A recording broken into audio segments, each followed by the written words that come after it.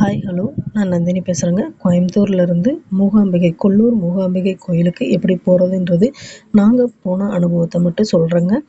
நாங்கள் காலையில் நைட்டு 9:30க்கு கோயம்புத்தூரில் கிளம்புனோங்க. மறுநாள் காலையில் மேங்களூரில் 5:55க்கு இறக்கி விட்டாங்கங்க. இறக்குவாங்க. ஆனால் எங்களோட லக்கு 4:55க்கு அது இறங்கிருச்சு. ஸோ 5:30க்கு ஒரு ட்ரெயின் பைந்தூர் மூகாம்பிகை ரோடு, அதாவது கோவாவுக்கு போகிற ட்ரெயின். அது வழியில் நம்ம இறங்கிக்கலாம். அதனால் பேசஞ்சர் ட்ரெயின் ஒன்று இருந்ததுங்க.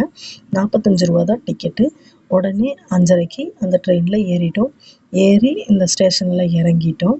8:30க்கெல்லாம் வந்துருச்சுங்க. வந்தோன்னா முன்னாடி ஸ்டேஷன்லேருந்து இது பைந்தூர் மூகாம்பிகை ரோடு அப்படின்னு இறங்கி முன்னாடி பஸ் ஸ்டாப்புக்கு வந்துட்டோங்க.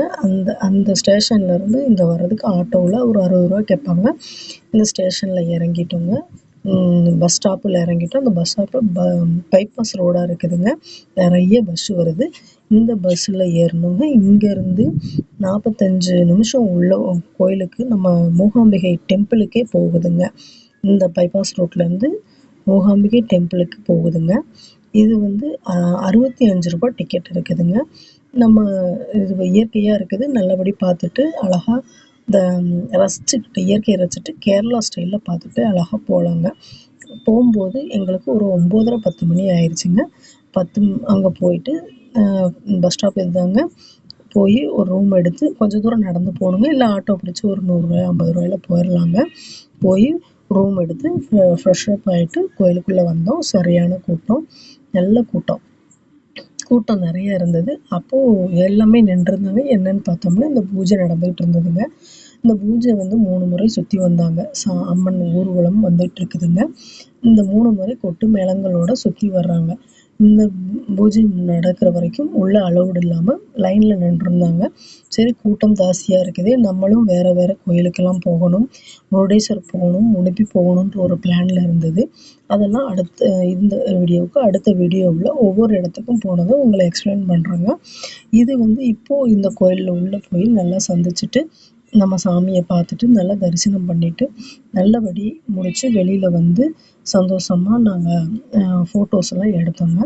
எடுத்து முடித்த பிறகு ஒரு 12:45க்கு நாங்கள் அன்னதானத்துக்கு போனோம். அன்னதானத்துக்கு போய் ஒரு ஆளுக்கு இதோட டிக்கெட் 100 ரூபா டிக்கெட் எடுத்து போனோங்க. இந்த கோயில் தரிசனம் பண்ணுறதுக்கு ஒரு ஆளுக்கு 100 ரூபா டிக்கெட்டு.